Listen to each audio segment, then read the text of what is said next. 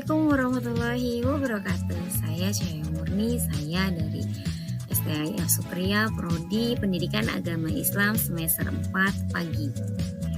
Hari ini saya akan menjelaskan tentang mata kuliah media pengajaran dengan subtema media pembelajaran saat pandemi COVID-19 berlangsung. Kenapa saya ingin menjelaskan media pembelajaran saat pandemi COVID-19?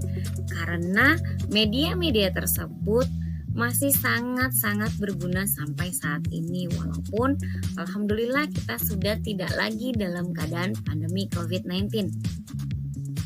Kita akan membahas satu persatu kegunaan media tersebut, kelebihan dan kekurangan media-media tersebut. Yang pertama pasti pembelajaran daring atau tatap muka, karena pada saat COVID kita dilarang untuk keluar, jadi pembelajaran daring lah yang paling efektif untuk menggantikan luring atau tatap muka. Jadi pembelajaran daring ini pelajaran jarak jauh, menggunakan media online. Dalam kegiatannya selalu memakai aplikasi. Dan aplikasi apa saja sih yang kita gunakan pada saat daring berlangsung? Media pembelajaran pada media pembelajaran ini ialah suatu alat atau wadah yang digunakan pengajar dalam memberikan materi ataupun berdiskusi dengan peserta didik. Media apa saja yang dipakai pada saat COVID-19 berlangsung? Yang pertama ialah Zoom, Microsoft Teams, Gmeet, dan Google Classroom. Pembahasan pertama ialah Google Classroom. Google Classroom suatu aplikasi yang dikembangkan oleh Google untuk sekolah yang bertujuan menyederhanakan pembuatan, pendistribusian, dan penetapan tugas dengan cara tanpa kertas.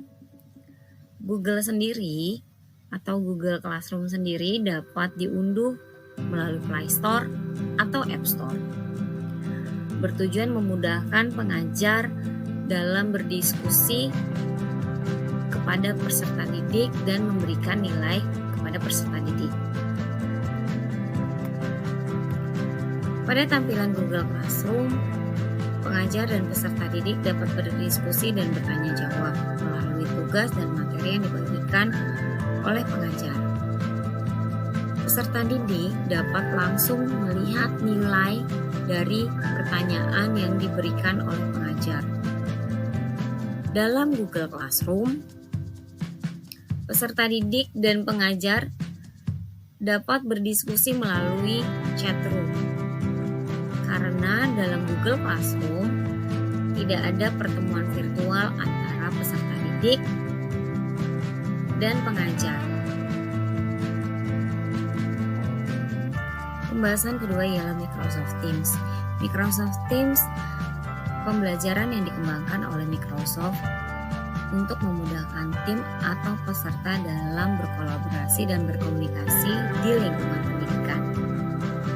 Sama seperti Google Classroom, Microsoft Teams dapat diakses melalui desktop, browser, atau aplikasi seluler lainnya, sehingga memudahkan pengguna untuk mengakses aplikasi tersebut kapanpun, dimanapun.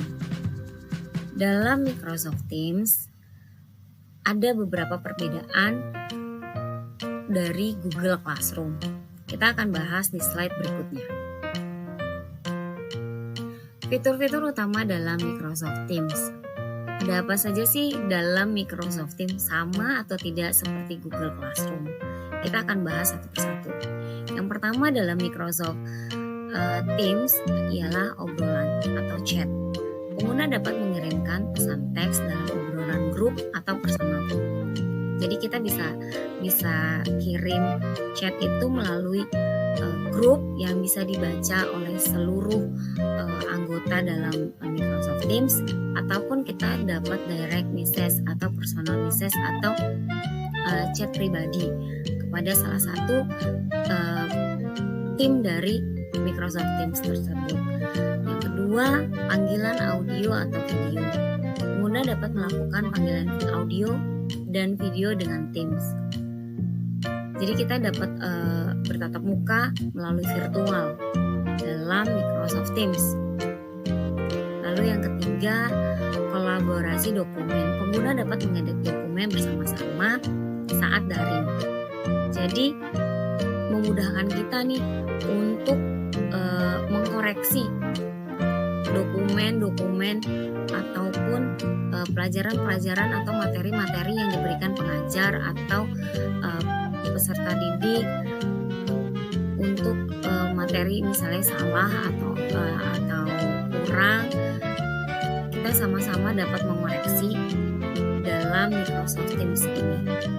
Dan yang keempat, jadwal dan tugas. Pengguna dapat membuat jadwal dan mendelegasikan tugas kepada anggota tim serta memonitornya. Jadi dalam Microsoft Teams ini ada jadwal, ada tugas, kapan deadline-nya. Jadi kita dapat saling mengingatkan dalam aplikasi ini. Kita punya deadline, kita punya jadwal tersendiri, misalnya jadwal pelajaran, jadwal tugas kita kapan dikumpulin. Jadi kita nggak ada lagi nih istilahnya kita kelupaan atau lupa karena kita ada pengingatnya dalam Microsoft Teams gitu. Dan selanjutnya kita akan membahas tentang pembahasan berikutnya ialah Zoom.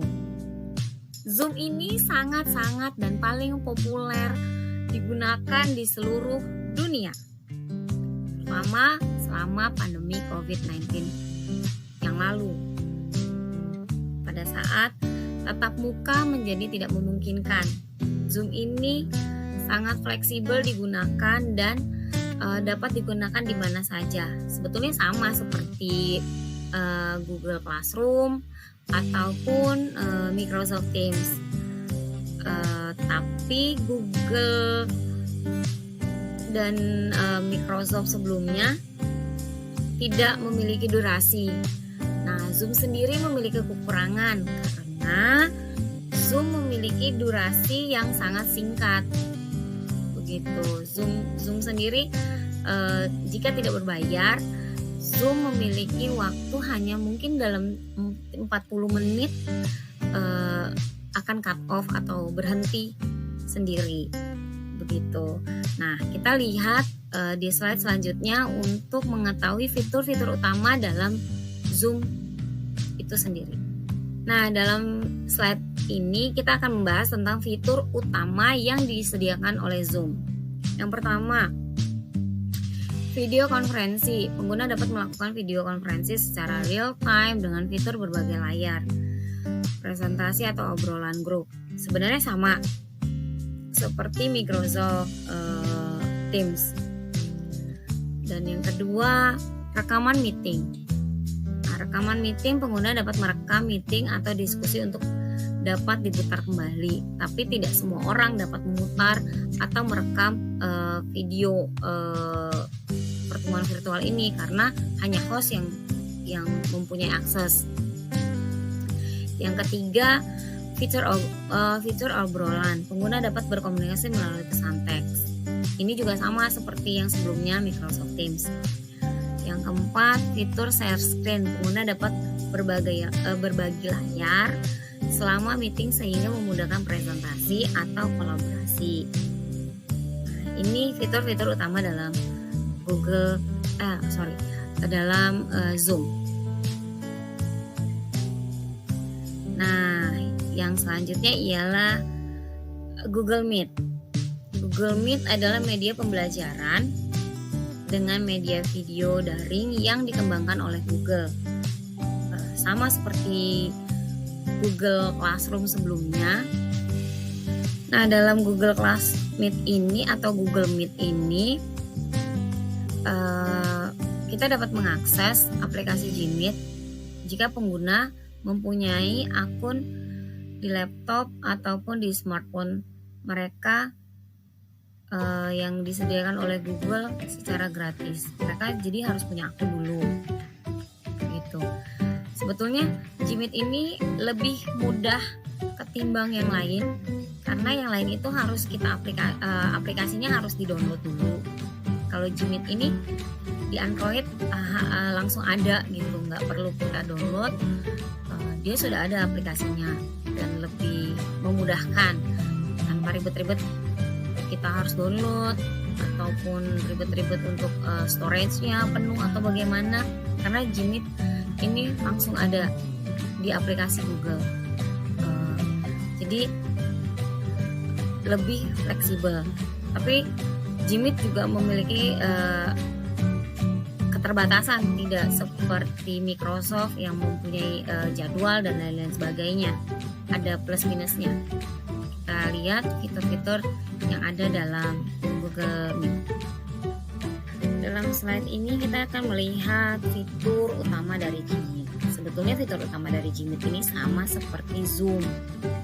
Hanya saja Gmeet ini tidak perlu kita unduh dan lebih memudahkan kita gitu. Jadi kita nggak usah repot-repot unduh, karena di setiap handphone Android pasti sudah ada aplikasi atau fitur Gmeet dari si Google ya. Fiturnya tuh sama aja seperti video konferensi, rekaman meeting, fituran obrolan, fitur share screen itu sama seperti Zoom. Hanya saja dalam dalam Gmeet ini lebih fleksibel. Tuh. Baiklah, itu saja yang saya dapat sampaikan. Kurang lebihnya mohon maaf. Wabillahi taufiq wal hidayah. Wassalamualaikum warahmatullahi wabarakatuh.